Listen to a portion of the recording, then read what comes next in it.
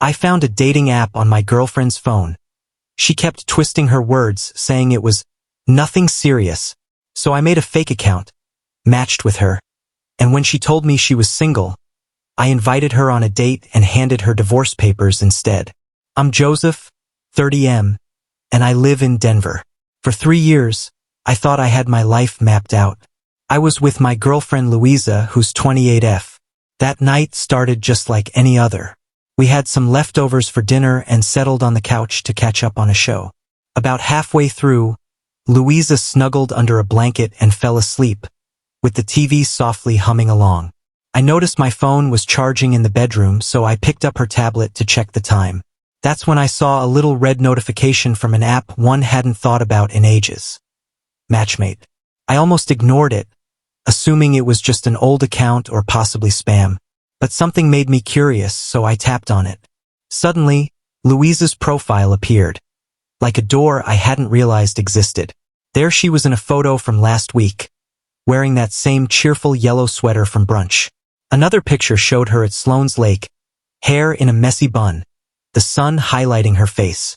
Her bio was short but striking, looking for someone exciting, tired of playing house with someone who doesn't understand adventure.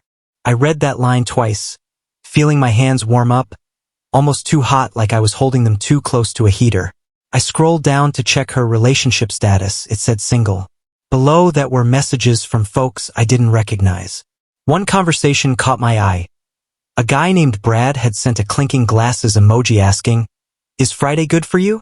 Louisa replied, "Maybe. Let me see." I was glued to the screen until the show ended and the apartment fell silent. Just the usual sounds, the fridge humming and the radiator clicking. I didn't know what to say. A heavy weight sat in my chest. Then Louisa stirred, blinking at the TV's glow. "Louisa," she murmured, still sleepy. "What are you doing up?" I turned the tablet towards her. "What's this?" She propped herself up, hair falling across her face. When she saw the screen, her expression shifted from surprise to annoyed, like I had hit pause at an awkward moment. "Oh my God. Why are you going through my stuff?" That was her first response. "Your stuff? This isn't just a list, Louisa. It's a dating profile. You're saying you're single. That's a big deal," I said, trying to stay calm. "Can we not do this at midnight?" She countered, rubbing her forehead. "It's a huge deal," I pressed. "You're messaging people. You told this guy you might go for drinks." She sank deeper into the couch, wrapping the blanket tighter. "It's just an app, Joseph." I was curious. Everyone has apps. "It doesn't mean anything?" I muttered as I looked back at the photos, hoping I had misunderstood something. I was searching for some clue that could clear it all up, but all I saw was Louisa smiling at strangers, like our life together didn't even matter in that moment. I couldn't help but ask, "Why?" The word felt odd coming out of my mouth. "Why this?" Louisa sighed, staring at the rug before meeting my eyes again. "Because I wanted to see what's out there." I thought about that jar on the counter filled with notes we used to exchange, and how just last month she asked if we should live near Wash Park or Uptown when things got serious. I could almost see her laughing in that bright yellow sweater. "So, is that what I am to you?" I questioned. "Just a placeholder while you look for something else?" Her eyes darted from the tablet to mine. "You're overreacting. It's not that deep." But it felt deep. The atmosphere in the room shifted, not with drama, but with a quiet understanding that felt like it was changing everything. I took a deep breath and said, "Louisa, this is a big deal." She stayed silent, and in that moment, it hit me. I wasn't sure what we were anymore, and I wasn't convinced she knew either. Louisa just sat there, staring at the tablet, like it was just another annoying notification. Then she shrugged and said, "Yeah, I made it. So what?" Her calmness caught me off guard, more than the profile itself. I blinked in disbelief. "So what, Louisa? You're on a dating site while living with me." She leaned back, her voice sharp. "Joseph, chill. I'm not doing anything wrong. I just wanted to see what's out there. I haven't met anyone." "But you've been talking to people," I argued. "You even told someone you were single." She sighed, rubbing her eyes like I was just another hassle. It's just a conversation. I'm not cheating. I should be allowed to explore my options. People do it all the time. You wouldn't get it. That phrase stuck with me, my right. As if loyalty was optional and commitment had a trial period. You think it's okay to sneak around, create a profile, flirt with strangers, and call that a right? I asked softly. She crossed her arms. You're being dramatic. I'm just seeing what's out there, Joseph. You've been so dull lately. You come home, eat, sleep, and don't bring anything new to the table. Maybe I just needed a little attention. Maybe I just wanted to feel alive again. That hit me hard. She wasn't entirely off about my work habits, but all those extra hours were for us. To finally get a better place, to support her dream of taking that photography class she always talked about. I wanted her dreams to be real. I've been working for us, not because I don't care, I said quietly. She gave a tired chuckle. Joseph, you always say that, but what's us anymore? You're planning for a future that doesn't even feel fun. I started pacing around the coffee table. So your answer is to look for someone else instead of talking to me? Her gaze followed me and she insisted, I didn't meet anyone. It's not about what you did. It's about what you chose. I shot back. She rolled her eyes. You're overreacting. That stung more than anything else because it showed she didn't really get it. To her, it was just harmless fun. To me, it felt like a betrayal that threatened everything we'd built. The silence that settled was heavier than any argument we'd ever had, filling the space with all the unspoken words. I took a last glance at her, curled up on the couch with her blanket around her shoulders, her face a mixture of defensiveness and exhaustion. I realized then that I wasn't getting an apology. I need space, I finally said. She didn't move, didn't ask me to stay, just muttered, Fine, do what you want. I really took that to heart. I went into the bedroom, pulled out a duffel bag from the closet, and packed enough clothes for a few days. The zipper sounded louder than it should have. When I returned to the living room, she was scrolling through her phone, acting like she didn't see me. I'm not angry, I said quietly, but I can't pretend this is normal. She shrugged, still not looking up. You'll calm down. Maybe she thought that was true. Maybe part of me did too. But standing there at the door, I knew something fundamental had shifted. Our steady life together now felt flimsy, like a piece of paper. I stepped outside into the cool night, the street eerily quiet, porch lights flickering on parked cars. I sat in my car for a while before turning the key. Maybe I was overreacting. Maybe not. But all I could picture was her smiling face on that dating app, talking about excitement while acting like the life we had wasn't enough. And for the first time in years, I didn't know whether I'd ever go back inside. I lingered in my car, engine off, parked 2 blocks from our apartment. The silence gave me too much room to think. Streetlights reflected on the windshield as I reread the screenshots, desperate to make sense of them. Her words repeated in my mind, just exploring, not cheating. It's my right, right? As if commitment had a return policy. I wanted to trust her. I genuinely did. Perhaps she was just curious. Maybe this was one of those strange phases people talk about in relationship podcasts. Someone feeling stuck, acting out, and then regretting it. But every time I tried to rationally think it through, my gut reminded me. She told someone she was single. She had made plans. This wasn't curiosity. This was a choice. Sometimes betrayal starts with a click, not a kiss. By morning, the initial anger had morphed into something colder. Focus. If she was genuinely just exploring, I needed to see it for myself. Right then, I didn't trust her words. I needed proof. So I hatched a plan. New email, new photos. I used some older pictures of myself from a hiking trip years ago that she'd never seen and gave myself the name Ryan. Simple enough, along with a casual bio, nothing flashy. I opened Matchmate and searched my area, and there she was. Her profile was active, status updated just an hour ago. That confirmed everything. She hadn't deleted it. She hadn't paused it. She hadn't even tried to hide it. For a brief moment, I almost closed the app, unsure if I wanted to venture down this path. But a part of me needed to know whether she'd take the bait, if she was genuinely just exploring or if she was actively engaging with others. So I swiped right, 5 minutes later, I got a notification. Louisa liked you back. Then, before I could think, a message popped up. Hey, you look familiar. My heart raced. She didn't recognize me. Different photos, different name, different city listed. I stared at the screen, torn about whether to respond. Part of me felt sick for doing this, feeling like I was becoming what I despised. But another part, one that had spent all night worrying about what else she might be hiding, urged me to find out. I typed back, maybe you've seen me around. You from Denver? She replied, sort of just exploring for now, looking for something exciting. The same phrase from her bio, word for word. It wasn't a coincidence. I leaned back against the seat, peering out at the still street. So this was what options looked like.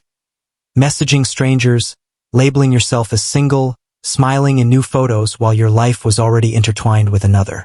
I took a deep breath. This wasn't just a misunderstanding. It was a pattern. And if she matched with me this quickly, how many others had she connected with before? That thought twisted my stomach. I decided not to react yet, not until I found out the full story.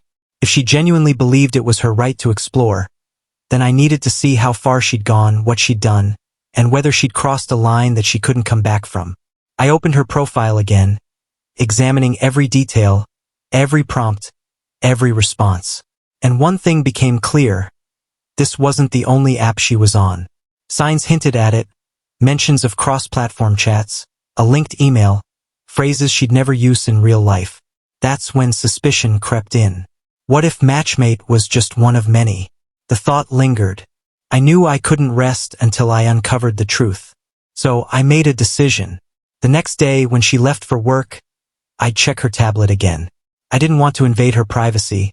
I just wanted honesty because, at this point, it didn't feel like a relationship.